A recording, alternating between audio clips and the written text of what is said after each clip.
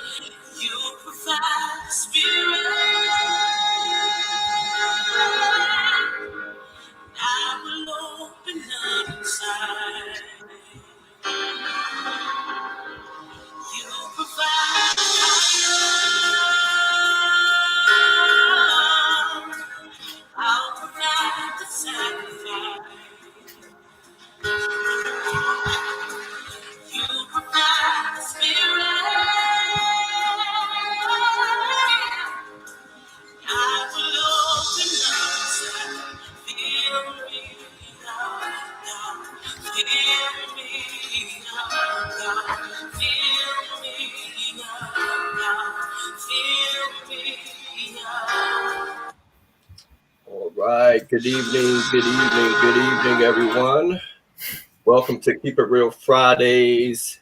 My name is Reverend Thomas Brackeen, and I'm excited for my two special guests this evening.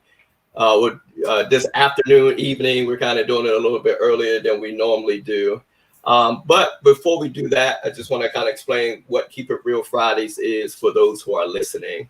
Actually, we were just having this conversation a few moments ago with Dr. Chung and Joshua that Keep It Real Fridays started about 15 years ago. And it started at my first youth ministry assignment here in the area. And we wanted to do something different for youth and young adults and something that was out the norm of normal church.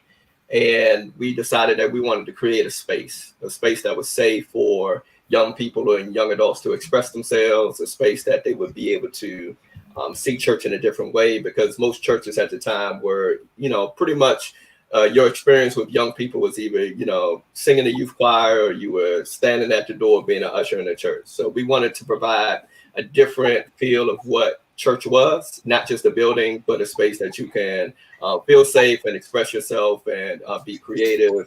And so we used to always do things by having poets and spoken word artists and rappers, gospel rappers, and just, dancers, the whole nine. And so, but of course the pandemic came along and we had to refigure the space. And so we take this opportunity on occasional Fridays throughout the month to be able to discuss topics and subjects that affect the community with youth and young adults. And so today we are discussing childhood obesity and diabetes and the health disparities that we are facing in our communities. And so, before we jump into this conversation, I just want to again say I'm excited because this is a little bit different topic than what we normally talk about. But I think it's relevant, and I think that is important because I think this is a conversation, especially in black and brown communities, that we often ignore, and we often don't want to talk about because we are in the midst of contributing to our own bodies, the unhealthy practices and the unhealthy behaviors of what we eat and what we drink. I'm gonna be honest right now.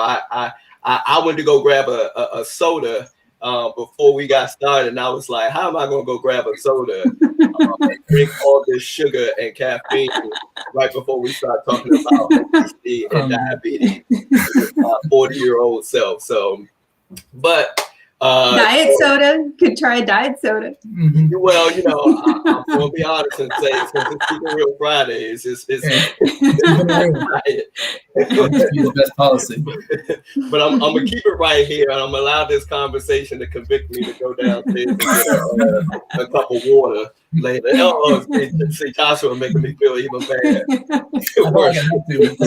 Sprinkle some salt on the wound, But welcome those of you who are listening via YouTube, via Facebook. We want to invite you to be a part of the conversation. Dr. Chung and Joshua will be having a conversation with me, but feel free to add your comments on YouTube. Feel free to add your comments on Facebook. If something resonates with you, if there's a question that comes up, we want you to ask that question as well. But engage, interact. If they say something good, let us know that they said something good. If something, if something makes you say, ouch, say ouch. I need to make that change in my life. So I'm gonna take a step back, and I want my two special guests to just take a moment and introduce themselves. Yeah. All right. Cool. I'll give a brief intro of myself and let Dr. Chung take it away from there. My name is Joshua Dawson. I'm originally from Federal Way, Washington, a city just 30 minutes south of Seattle on the West Coast. I currently live in Silver Spring, Maryland, in DMV.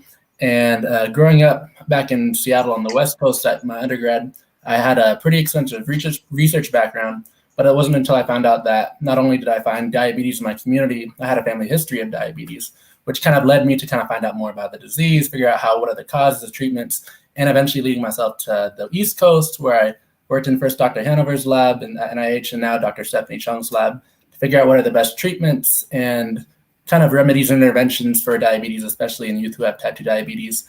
And when I'm not doing that, I'm probably watching too much of LeBron James or at a DC museum once things open back up. And Dr. Chung? Thank you, Joshua. Thank you, Reverend Brackeen. I really want to express my gratitude for giving us a chance to share in this space. I am Dr. Stephanie Chung. I am a diabetes specialist and a pediatrician. I live and breathe diabetes and taking care of kids. And my passion really is to find some of the best medicines and activities to not only treat kids with diabetes, but to figure out how we can move our communities, and move, I think, is the operative word, to prevent complications and prevent diabetes from happening. So I have a diabetes clinic, an obesity clinic. I work with my colleagues at Children's National in DC. I'm there several times a month. And then every other time I work at the National Institutes of Health in Bethesda, Maryland. And so I have a clinical as well as a research program that I'll share and talk to you about today. But at its heart are our youth and young adults, and trying to figure out what we can do to help you guys be healthy. And I think that's the operative word. We want all of us to be healthy so that we can enjoy and drink our sodas and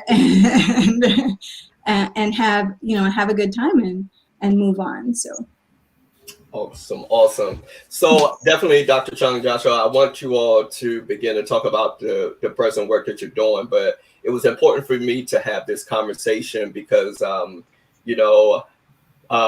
my dad was a diabetic, and I can't remember, because it was so long ago, whether he was a type 1 or type 2 diabetic. I just knew that I grew up watching my dad take insulin. I can remember being very young when he was diagnosed, and my dad was he was 6'2", probably about close to 300 pounds. Mm-hmm. But my dad, he was a skinny guy with this huge pot belly like this. I mean, my dad was like literally people would say he had chicken legs, but he just had this huge pot belly, and I thought it was just funny as a kid growing up, like, how is my dad so skinny with this huge pot belly that just like sticks out, hangs out? And but as I got older and started to watch him, go through the process of taking his insulin, I would ask a lot of questions as a child, and I would ask him why he's taking insulin, and he would explain to me about his blood pressure being high and the sugar being too high, and having to record his numbers on a daily basis, and and consequently through the years it just became like a normal. But as I got to the age of 20, my dad passed away, and largely because of some of these health issues, and at the age of 20, my dad had 3 strokes back to back to back. And and some years prior, he had got his toe amputated, and dealt with some other issues as it related to the diabetes. And it just when I heard this, when Joshua and I initially had the conversation, I'm like, we have to talk about this, because this is a part of my personal journey. Like, I can't say I'm the one that has diabetes, but this is a part of my story. And as a 40-year-old Black man, who, I feel like I am becoming my dad, because, I'm 5'7", 100, probably 75 pounds, and I'm probably being generous right now. But I feel I'm becoming this skinny guy with this pot belly forming. And I'm like, I don't want to be that. And so there's some changes that I have to make. And, I love Pepsi and I love Mountain Dew. And I have to be honest, Dr. Chung, I used to drink a 2 liter a day of one of the two. And I love sugar. And I, and Facebook is probably going, and YouTube is probably going to condemn me, but I don't like drinking water. I just like something sweet to drink. But I know that's contributing to my weight gain. I know that's contributing to a lot of the way that I feel. Emmanuel just said easy to get there without realizing. But now realizing that I don't want to get myself into a place of getting to a pre-diabetic state. And so I wanted to lift up that story of why, I was interested in having this conversation. But as I share that, I really want you all to kind of set the stage for your work in all of this. Yes, Emmanuel, especially with quarantine. I agree. So Reverend Brackeen, maybe you don't mind if I sort of talk, because I think you really touched on the heart of what all of us are struggling with. I think I will presume I will tell you personally, within my family, I can count on my hands how many of my family members have diabetes and who've had kidney transplants and kidney disease. And I also can relate on another level in terms of having to take care of the people and my patients who've had to have amputations. But without focusing on those negative parts of the disease, I think we have this real opportunity to turn it around, as you said, to really move it forward into a space of being healthy and not just a space of talking about disease and diabetes. So I'm just gonna try to start to share to move. It won't move. Okay. Hold on a second. There. So we have a conversation about diabetes, but you really need to step back and have that conversation about what it means to be healthy. And the WHO, that's the World Health Organization, looks at all of these things across the world, no matter which country you're in, really defines it the best, I think, in terms of saying that this is that state of not just physical, but mental and social well-being, and should not be defined as just the absence of being sick. So what then affects health? We've talked a lot about that individual part. And I think when we think about health and then consequently diabetes, we remember our family, we remember, the genetics. You talked about age, being young, being 40, being older. Those are individual factors. But there are other factors, major factors, that are social, environmental factors that then affect health. And we as physicians or those in the public sphere and also those in the communities, we need to think about all of these things down from the individual to the bigger picture. And what I want to sort of challenge all of us today is we need to think about ourselves, but I want us to extend and think about our communities and to advocate, because the conditions in which we are born, in which we grow, in which we work, in which we live and we age, those social conditions are actually the conditions that propagate the health disparities in diabetes and obesity. And that's why many Black and Brown communities, it's because of the social conditions, not the genetic conditions. It's because of the social conditions that propagate the health disparities, even though diabetes is caused by both things. So what are some of these social conditions that we're talking about? What are some of these social factors?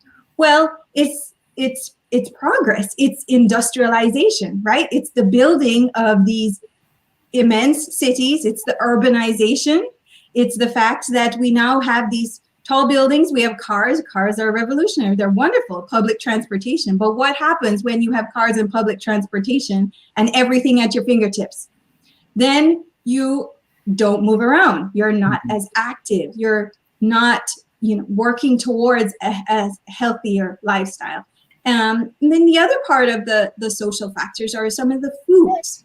But we can think about the food we eat, so you choosing soda, but we can also think about it from a community and a public health level, where we are being presented as a community with very processed foods. We are presented with the reality that fresh fruits and vegetables and fresh fruit juice cost 2 to 3 times as much as our diet, as our Pepsi and our Mountain Dew. And so those constraints, though, cost is really important. We all have to manage. We have to be economically and fiscally responsible.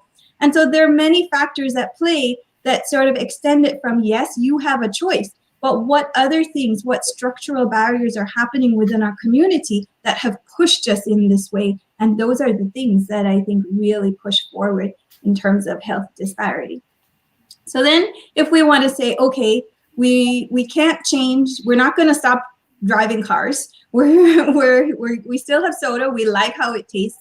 Well, what can we actually do about this? And this is where we sort of step back and we say, okay, well, what fuels our body?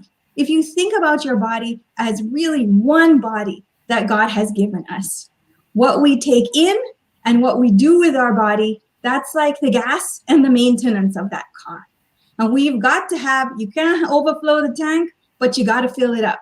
And at the same time, you can't leave. I don't know about you, but in the start of the pandemic, I left my car. I did not turn it on for a good month. It would not start after that. So you have to keep things running. So if your body is the same way and you are sort of sedentary, you're staying in one area all the time, then you're not going to have the activity, the well-oiled machine that's moving. And that's how we end up with obesity as a disease and diabetes. So what am I talking about when I talk about obesity? Well, the definition is quite simply the excess amount of fat that presents a risk to health. That's how the WHO defines it. Not a weight on a scale, not what you look like, but there is too much fat that causes a health problem. And if I may, I just go back to your example of saying chicken legs with a big belly. So it doesn't have to be fat that's all around, but it can be this disproportional distribution. And unfortunately, in some communities and some race and ethnicities, we have that disproportional distribution of fat around the belly that increases that risk. So if we're going to understand about obesity and the definitions, we don't need to go through this, but the doctors will look at this. And I think all of us need to pay attention. We need to see not just how much we weigh, but how much we weigh according to how tall we are, as you said before. So that's called your body mass index.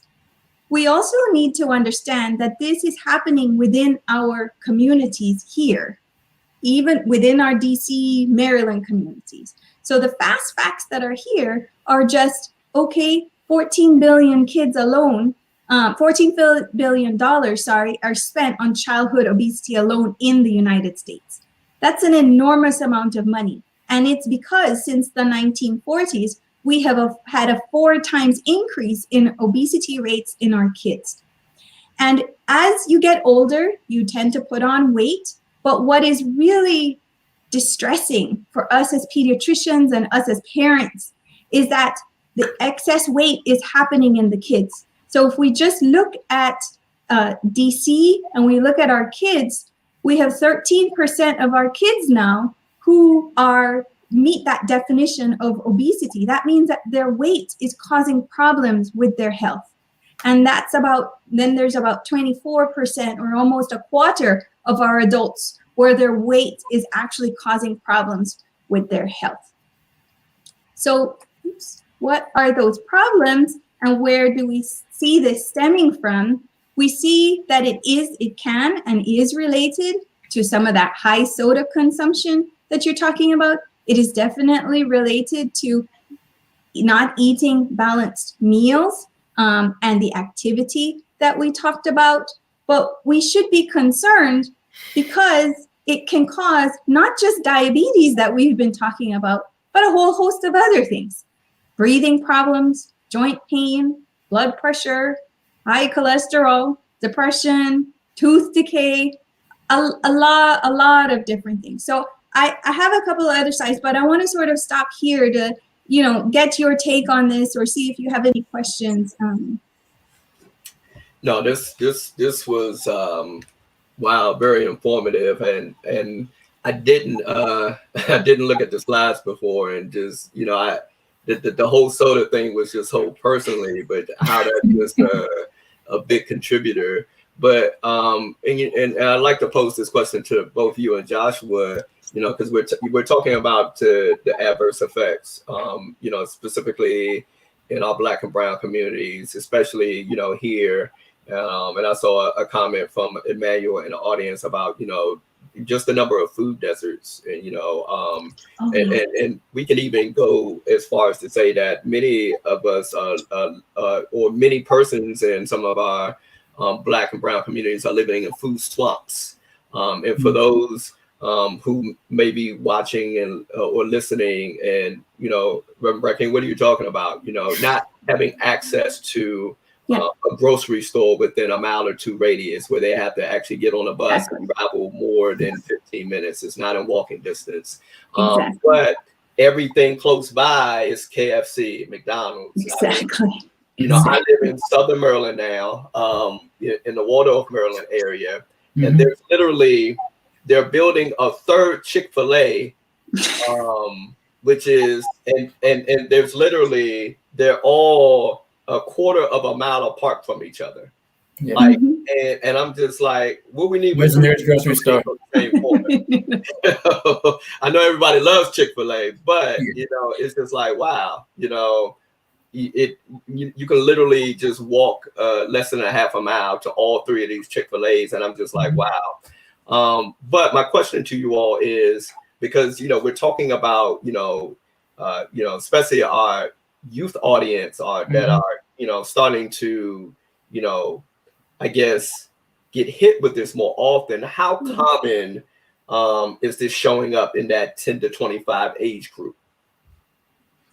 How common is obesity and diabetes? Obesity. Yes. Yeah. So as I tried to show on the other side, that's about 1 in 10, 1 in 9 kids will have the obesity. That's the excess weight that causes health harms, right? So there's a risk of health. But if you include overweight and obesity, so that isn't starting to increase the weight, it's 2 in 5 kids in the DC area. So this is not just, Josh, off in Portland, where your family is. This is in our area, DC, Maryland, that it's affecting us.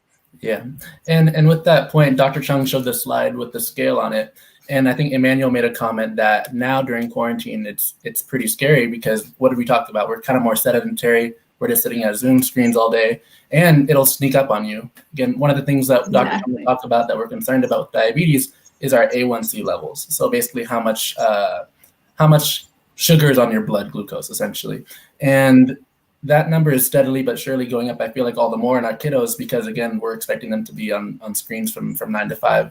And Dr. Chung, we've seen a little bit of the not so positive effects of that in clinic. So it's something we have to especially watch out for, I think, now more than ever. Awesome. Now, go ahead, jump back in. Oh, I was just going to say, so Joshua mentioned about diabetes, and we've been talking about this, but I think we have to stop and define it. The first time one of the kiddos comes into our office, they say, do you know why you're here? What does diabetes mean to you? And Reverend, you would be probably not surprised. They'll say, diabetes means my grandma has it and she had to get her foot amputated. Diabetes means insulin, right? But it turns out that diabetes just means high blood sugar levels. And unfortunately, because it's so entrenched in our homes and in some of our communities, we only associate diabetes with disease, and we only associate it with those complications. But what I want to challenge all of us to do is sort of think about it from the very beginning. where you can manage, you can control. If you happen to have diabetes or you happen to have prediabetes, we have tools. We are able to help you, and you are able to help yourself. So us helping is really you helping yourself to manage your condition so that you can be healthy. Mm-hmm. Awesome. I definitely want to come back to some of those tools and preventative measures that we can kind of start to engage in. But because I know specifically for myself, like I need, I need to know those things because because especially now, even we're talking about the 10 to 25 age group. I'm looking at my life in perspective as a 40-year-old, and I'm looking that, when I was in the 10 to 25 age group, I was starting to, my view of generations, and you just brought this up, which triggered this memory in my mind. Like growing up, I grew up watching grandparents and great grandparents, live to the age of 70 and 80 and 90 years old. And, and so from a perception of being young, you see death like all the way down the road, many years later. But now, from this lens and perspective of 40 years old, there's people that I graduated from high school that have had heart attacks, that are, diabetics, that have had strokes, and I'm like, and people who have died in my age group, prior to us even getting to the age of 40. And I'm like, now it makes me look at health so much different because I'm not seeing as much, the death occur in these older age groups. I'm seeing it more so in these age groups. I want to get to, to that treatment and medicine, because you started to bring it up as we with the insulin comment, and before we get there, I just want to kind of reset the conversation for those who have just tuned in. We're talking about health disparities with youth and young adults. We're talking about the causes, the effects, the risks as it pertains to diabetes or obesity. So feel free to engage the conversation in the chat via YouTube and via Facebook. If something is hitting you, let us know. If you have a question or a comment, definitely drop it in so we can see how we can bring that into the conversation. But again, going back to how we treat it, and so we have more and more young people. 1 out of 10, 2 out of 5, in some of these different aspects. But now they're coming, and then some who are, their conditions are a little bit worse than others. Now we have to consider the prospects of having to, go on medicine or, insulin or whatever that medication may be. Can you talk about some of the forms of medication and how, there can be some positives of how it controls it, but it also can be some side effects and, negative aspects of having to go on medication as it pertains to this. Right. So yes, so the first thing you need to think about when we're thinking about our health, and whether you have diabetes, whether you have pre-diabetes, whether you have obesity or you're overweight, there's really 2 main things that you can do even before you start medication. And this is going to be all the way through. And this is, really for our parents, but it's also for our kids. We can start to teach our kids from they're very, very young that we need to watch what we're eating, that we need to put in the good fuel, not just the diesel or the low quality one, but we need the high octane, the expensive one. And that expensive fuel, in a sense, is like kind of expensive. It's eating the fruits and vegetables, the greens, the colored foods, but it's also paying attention to how much you're eating. And I think this is really, really important. Again, no matter where on the spectrum you have, or wherever you are, in what stage and whatever age you are, you've got to, you can do the My Plate, but you can pay attention and be mindful. What am I eating? And the best thing about what you said again today, and I don't mean to pick on you, Reverend, but you were aware that you were choosing the soda. No, pick on me. The important thing is that I am aware, I'm choosing that soda. And by just being aware of it, you think about, okay, well, maybe I won't drink all of it. Maybe I'm going to chase it with some water. Or I'm aware that today I just need that cookie. I have to have it. I'm going to have that cookie. But instead of having the entire package without thinking about it, I'm going to have one of the cookies. So tracking the calories, being mindful, choosing water when you can, you choose, and avoiding and minimizing those sugary beverages, but just being aware. And then the second important thing we have to think about, again, no matter whether you have diabetes or not, is that we have to move. We have to keep the car running. And that move can take any form. It used to be that our guidelines, you recommend vigorous exercise. You got to get to the gym, or you got to do the basketball and be on the basketball court. And we 100% endorse that. But it turns out that the evidence shows now that as long as you are moving one foot in front of the other, moving is way better than being sedentary or just sitting down. So we now have studies that we've done at the NIH where we've shown that simply asking kids to stand up every 10 minutes helps to improve their health. And this is in the classrooms. You actually see it already. They'll take a shake break. And so moving, breaking it up into 10-minute spurts, encouraging your opening. Now, the biggest dent, the biggest elephant, or not even the elephant, the big barrier in the room right now is COVID. And the fact that we had this terrible pandemic where we all had to be stuck inside. And so it has been challenging for all of us, every single one of us, to how are we going to get this activity? And we've had to be creative. Running around in front of the television, walking on the spot, using the app, taking you only have 5 flights of stairs, going up and down the 5 flights of stairs. So we're trying to get all those creative ideas to be as healthy as possible within that confined space. But then I wanted to kind of go back now and speak directly to your question, which is, okay, so you have to come to my clinic, you have diabetes or you have pre-diabetes. So what kind of medicines do we have out there, and what do I need to know about that? And the most common medicine you'll hear about is a medicine called metformin. And there's lots of people on metformin. It is the first agent. It has been around since the 1930s. It's a pill, and almost all of the adults with diabetes and all of the kids with diabetes, this is our first medicine that we go to. And we go to it because it is safe, and we go to it because it's a pill and you can swallow it. And this medicine, works really well if you have very mild diabetes. It also works well in adults. But one big thing surprised us. We did some studies in the 2000s, and we said, oh, the metformin, it's going to work well in the kids who have diabetes, because the kids are just little adults. They're 15, and they have the same kind of diabetes that our grandpa had when he was 65.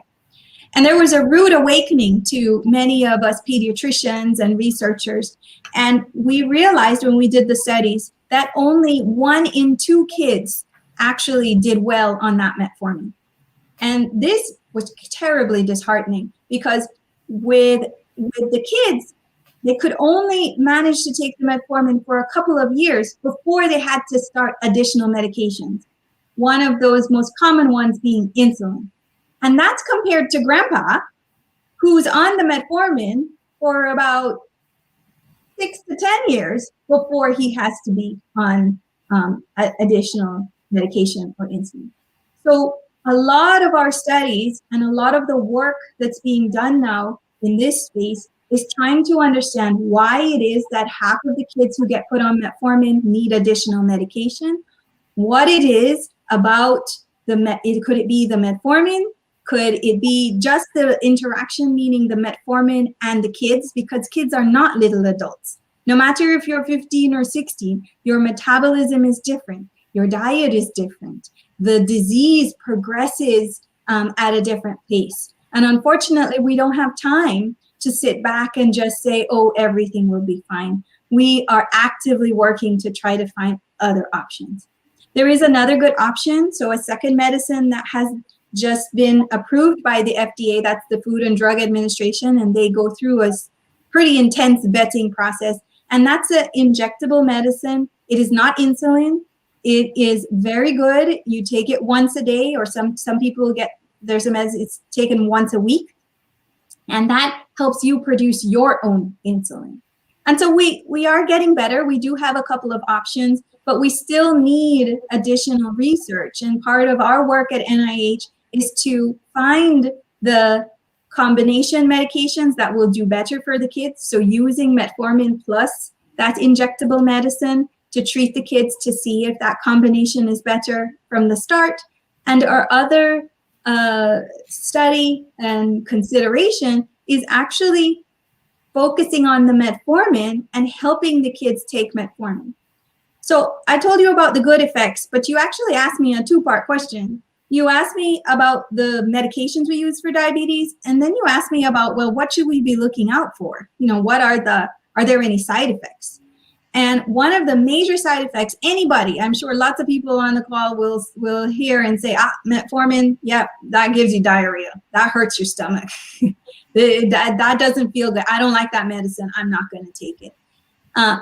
A lot of people get that stomach upset side effect from the metformin, but half of the people get better. And some kids don't. They continue to have those concerns. So our second research program actually helps to provide and give a natural fiber supplement with metformin, with the idea that adding the natural fiber supplement will help to ease some of that stomach upset and diarrhea, and help the kids take the metformin and get a better response from it. Wow, this is very informative, and and just in different environments where, this is, kind of raising my awareness and senses. I can remember where I worked in, an elementary school in Fairfax County Public Schools, and I was working in a health office, and then often, being in a health office, and then, and one of the things that really blew my mind was that, I had file cabinets of medications, including, medicines for, young diabetics. But I never, listening to what you were just saying, I never considered, I see these kids coming in and out the office taking the medicine, but I never considered, like, one, how they were feeling at that moment, Right. before they came in the office to take their, and going through their normal process for, for many of them, and some of them were even like second graders, taking, their medication. But then, just thinking about, like, they still, depending on how the medicine is reacting to their systems, they have to go back to the classroom. They're expected to pay attention. Exactly. They're expected to be engaged. Yes. They're expected to have energy. And often, if the teacher or staff member is not aware, we can take it as, they're disengaged, or we can take it as they're not involved, or they're not putting forth their best effort. And, I'm just sitting here thinking about how one effect trickles down to so many different factors, and, how it also could play into behavior, because they're actually having to, because I think even the mental health aspect of it, like, because now I'm different from all the other kids, that I interact and engage with. So, you just gave me a lot of perspective right there. And thank you for sharing that. Thank you for sharing that. Go ahead. You made me think of another situation of the kids when they come in, and it's really important, guys, for you to share with us so that we can help. So one of the issues that finally got one of the kids to explain to me was, Doc, I'm not taking my medicine. I'm not going to take it in the morning. Okay, tell me what happened. Why aren't you? Well, I take it, and right at math period, which is at 9 a.m., I have to run to the bathroom. And I can't afford to raise my hand to run to the bathroom at 9 o'clock in the morning because I need to be in math class. right? So from a doctor perspective, I'm like, okay, you have to take the medication twice a day. You have to do this, you have to do that. But that's a real important issue. And I will tell you, school is way more important than the diabetes in the sense that I need to be able to help them take care of diabetes so they can focus only on school. And so if you share with your doctors, with your parents, with your reverends, what the problems are, then we can problem solve. Then we can try to make it so that you don't feel singled out, so that you don't have to always, I mean, sometimes we can't help it, but sometimes we can, and we can work around it because you are normal. You are working to be healthy.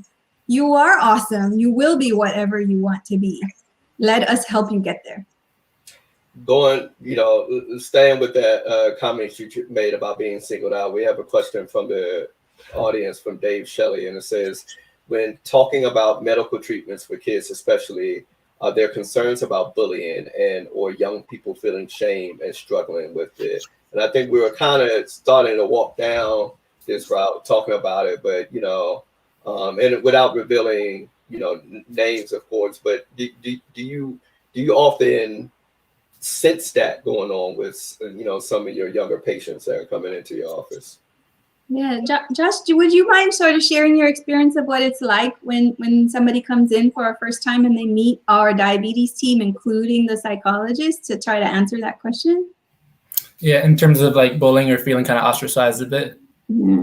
Yeah, from my experience, again, I joined Dr. Chung's team in September, and I feel like there's a bit of a range, at least remembering back to Children's National, where some kids are very open about talking about their experiences, and some would bluntly say if they're going through relationship drama or anything about their medication, while some were kind of more reserved. And it's kind of sometimes hard to gauge. So asking questions that were more open-ended was very and still is very important to give the kid or the young adult an opportunity to kind of flesh out what they're going through. Again, some could be very talkative or some very timid in my experience. But Dr. Chung, what do you think? Yeah, and we definitely see if you ask the right questions and you talk to them, they will tell you that they are concerned with that. And sometimes, even sadly, there is bullying happening already. And you will find, you ask the right questions, that the bullying is happening to kids who have overweight and obesity. And there is this weight stigma. And it is a heavy burden that they are already carrying on their shoulders. And when you tell them that they have diabetes, it's as if the weight sort of compounds and drops again. So one of the important things about our team and our Children's National approach is that we are a multidisciplinary team. You don't just come and see a nurse. You don't just come and see a doctor. The most important people you come and see are the nutritionists, the educators, the diabetes educators, and the psychologists. Yeah. And all of our, not so much in the pandemic, it's not working as well, but we used to have it that all of our kids would get to check in. And it was this destigmatization of the weight and mental health, because without taking care of the mental health, without addressing some of that bullying and social stigmatization, we actually cannot manage the diabetes effectively. Yeah, and Dr. Chung, if I could add on to that, it's interesting because I had the opportunity to not only work with Dr. Chung, but also follow the kid who just told Dr. Chung one thing, but also hear them go and tell the nutritionist something completely different. And kind of give one more piece of the puzzle of, I am being bullied, or I am going through something in terms of relationship drama, or I don't want to take my medication. All that being said, yeah, Dr. Chung can't save the world. So again, it goes back to having people like Reverend Brackeen and having a nutritionist, or even having a parent that's a little more active. And if we're fortunate to have those different social groups and social support networks to kind of give the kid or the young adult the opportunity to talk and share their piece, because they might tell people completely different stories. It's about having as many pieces to put together a summary about what they're going through. Thanks for sharing that, because I think one of the things that we underestimate, and this is me being a little bit biased coming from the youth pastor lens perspective, working with young people the last 25 years. I think one of the things that we underestimate is the mental health of young people. Mhm. And even as I find myself going, navigating my own mental health journey, that I kind of have traced back to my childhood of things that had affected me. And, I love the fact that, it's a multifaceted approach because, often, we're not considering, some of the aspects and social conditions that they're going through as it pertains to the shame, the bullying, especially, as it pertains to obesity, because especially, society tries to paint that we have to look a certain way, that if we're Correct. not a certain way, and especially with many of our young people, especially in the teen years, like social media image is very big, and although sometimes as an adult, we may have a tendency to say, why are you tripping off of social media? Why you care about what people think? And why are you even, why is this even important to you? But the reality is, this is, what's important in their age group and what they're surrounded around daily. So it makes me happy to hear that you all are taking a more holistic approach as it pertains to that.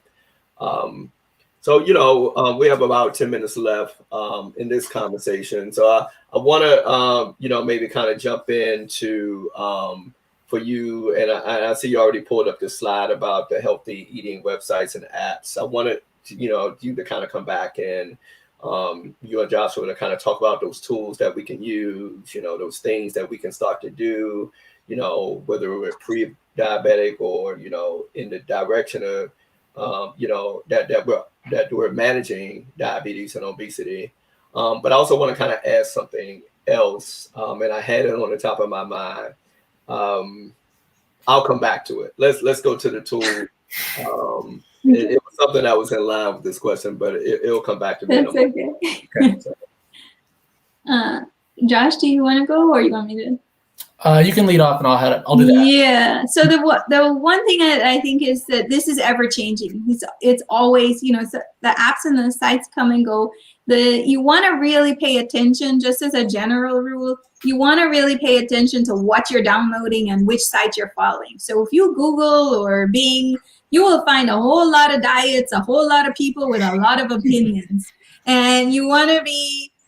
Choose national reputable sites. Again, the World Health Organization, the CDC, the NIDDK, that's the National Institute of Diabetes, Digestive and Kidney Disorders. That's where we're from.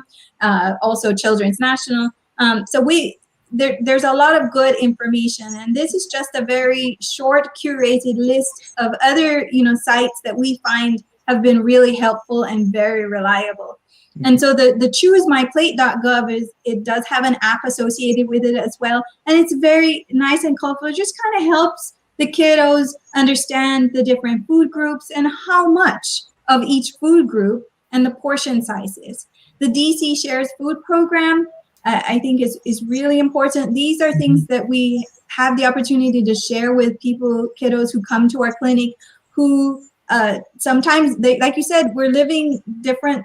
Many of us are living in food swamps or food deserts. And so if there's a program that might be applicable to you, whether it's the food program or the Food and Friends, or if it's these different apps that I think Joshua will go through, the one that is my favorite is actually the DC National Parks app, where you can download it and you find out that you live right next to this really awesome park that people travel across the country to come and see, and it's just in your backyard, and you can go and walk and hike and play out there. So yeah, no, just having the opportunity to go on the red line, yellow line, whether you're in Sweetland or out here Silver Spring, there's probably a national park somewhere within 15-20 minutes in the DMV area, which is really dope, especially you having no car. Being able to get there on red, yellow, green line is really beautiful. As well as these apps like JetFit and Freeletics. I really like JetFit in particular because hopefully you got this impression that diabetes, it's not something you have to do on your own. It's something that involves a whole team of support. So with JetFit, you can actually share your progress with one of your friends or a family member. And like when you see that they went to the gym or they did their little 5 flights of stairs up and down, they can actually track you and you can track them. Because again, accountability goes a really long way. And then to double down on what Dr. Chung said, even about DC Shares program, I know that it can be very disheartening if you live in a food desert and you all you have is, well, you know, having a Chick-fil-A ain't the worst thing in the world, but not having other options can really be disheartening. But don't give up. Don't just say this is all I have and this is all I have to work with. Really take 4.5 minutes to Google search like food options, like charitable food options in the DC or DMV area. And you'd be surprised at how many places like First AME or other churches or other philanthropic organizations are willing to even drop food that are healthy and nutritious at your house. It's mad expensive sometimes, but again, some of these, like I'm alluding to and saying explicitly, is some people are giving free food that's healthy that can help you in your diet. And again, these apps for exercise and getting out. So, you know, something that I also started to think about as well, like, you know, and we kind of mentioned this earlier in the conversation. I believe, Dr. Chung, you brought this out. And it's almost, you know, and going back to the whole food desert comment, is that often, you know, because the unhealthy foods are always so much cheaper, you know. And when you said that, you know, and I thought about, you know, there's days when I go to the grocery store and I'm like, let me get this 100% juice that's like $4, but then Pepsi's on sale for 88 cents for a 2 liter. And the numbers game. I'm like, why should I go buy this $4 100% juice when I get about 10 Pepsis for the price of 2 of these? But, you know, and you know, what I've had to kind of really transition my mind to is that, you know, because, you know, some days I can have a little bit more frugal mindset and thinking that, you know, I can't afford to continue to buy all this healthy stuff. But now I'm realizing that I can't afford not to buy it, you know, because it, you know, we look at it as, you know, the money that it takes out of our pockets, you know, on the front end.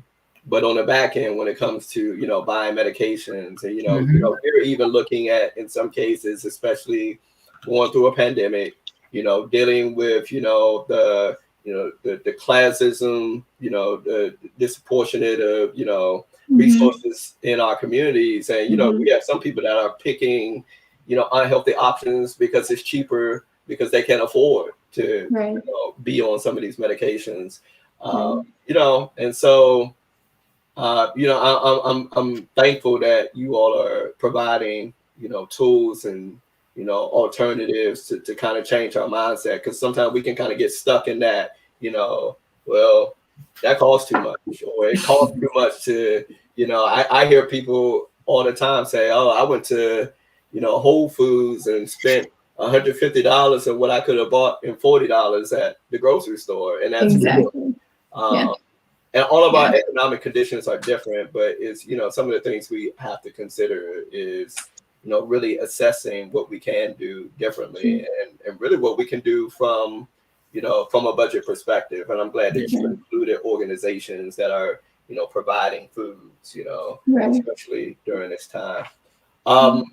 You know, we're almost at the close.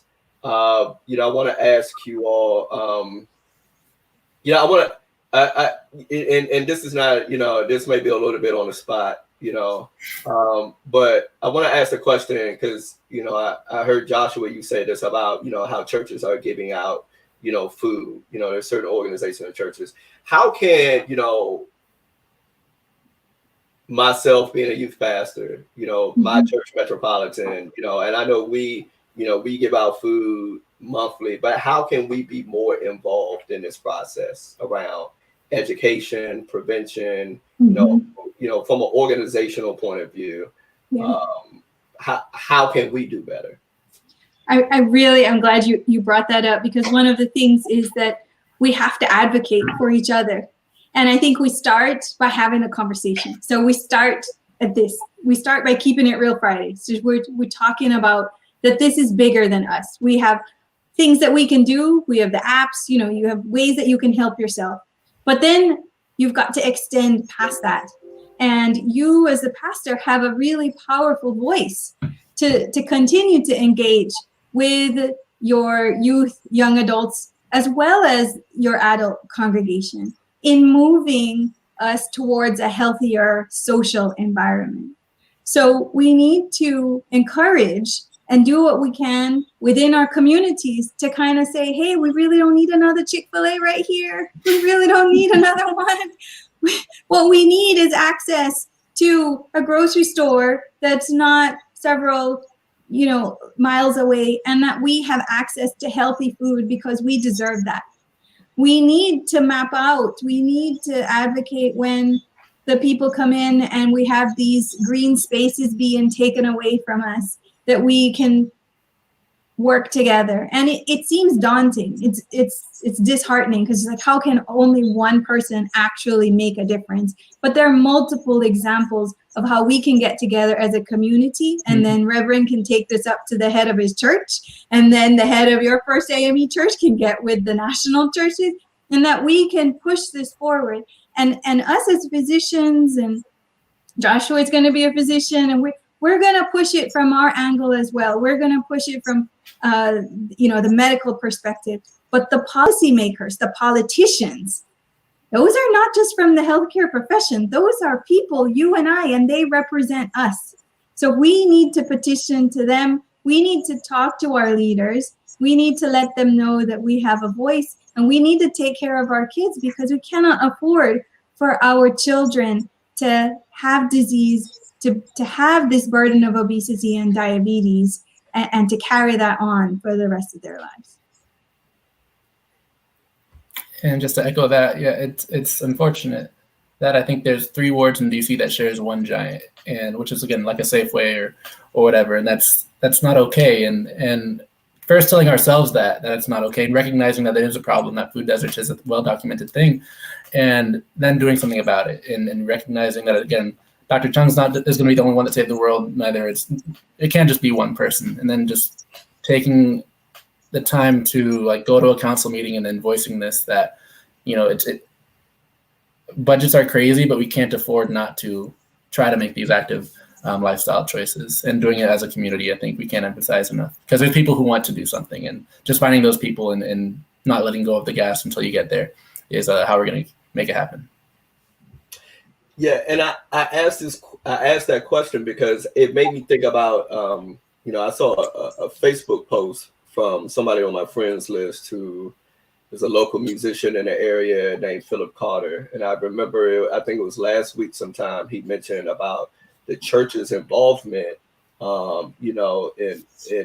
all of the health concerns, and he talked about, and especially, the African American church, because we pride our churches, especially when we have a special day, special event, we gotta have the fried chicken, we gotta have the macaroni and cheese, just everything laid out. I mean, so much food laid out that it's enough for you to take 3 or 4 take-home plates home. And Philip's post was saying that even as we start to, after the pandemic, when we start to enter back into our spaces, and we're talking about health concerns, that we even have to consider, how we are contributing, the healthy choices that we need to make as a church, and the way we promote. And so I'm glad you echoed that, and it made me think about it a lot. It also made me feel bad, because I love fried chicken and the macaroni and cheese. Well, but so the idea is not that we have to deprive ourselves of the food that makes us happy. There's no question. Nobody's telling you to go eat dried beans and collard greens all the time, although I like that. But we have to do this in moderation. So it cannot be that it's going to be healthy for us to be drinking soda all the time, or for us to always having the fried chicken, but to have a smaller piece of the fried chicken, or to have, spread it out over time so that we have the healthier choices. So moderation, I think, is the key, and enjoying the food that we have and tasting it and really liking it rather than just eating. Mindfulness 101. So no more take home plates for me. So moderation. You can take home and eat it next tomorrow. Over the course of a few days, It's better that I just don't take it home.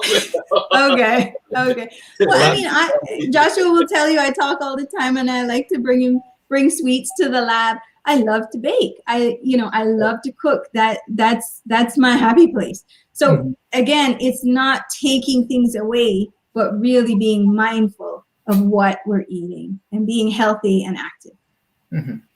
Amen. So my last question as we close is, I know you all are doing work. You are doing work and doing research, and there may be some persons that are listening or may go back and watch this later. Are there ways for people to get more involved in the work that you're doing or participate in research as is specific to youth and young adults? Can you talk about that if there's something going on or taking place? Yeah, so we have a couple of different research programs. Right now, we are offering those research programs to really help our kids who have type 2 diabetes. But you can go ahead and just type in my name, Dr. Stephanie Chung. You can actually click on our website here. And if you just send me an email and let me know that you're interested and you would like to know more about what the program has to offer, we'd be happy to talk to you about it. Again, this is for kids who have type 2 diabetes and who, are taking metformin. But I am open to answering and talking and sharing experiences. So go ahead and just send me an email and I will reach out. Yeah, and I really do have to plug Dr. Chung. Again, I got into her lab in September, the last thing I'll say. And what's beautiful about the research that we do and that she's kind of spearheads is that it's community sensitive, community responsive. And that's why she means it when she says she wants our kiddos when they go into clinic to say, like, my stomach hurts from metformin, not to sugarcoat it, because that out of these true concerns and complaints that kiddos had to deal with, that came one of the research aims that we have currently, and one of the current research studies that we have going on in our lab. And we're really trying to just do what we can. It's ultimately altruistic on all fronts, and we just want to get the information out there. So if you do have any questions or you're somewhat interested, or a kiddo who might benefit, or just from the information without participating, please don't hesitate to reach out to Dr. Chung or myself or Reverend Brecky, and we'll go from there. Awesome.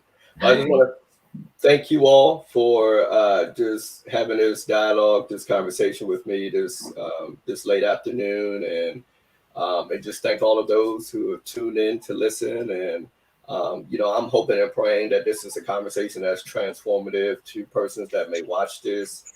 If you feel like there's something that I need to go back and grab, you can certainly find this video will be uploaded on my website, which is keepitrealfridays.com, or you can revisit it back on YouTube. It'll basically be the same YouTube video, but definitely we want to continue to spread the word. So if there's somebody that's listening to this conversation, that somebody that is having some struggles in this area, this is maybe an appropriate conversation that you might want to share.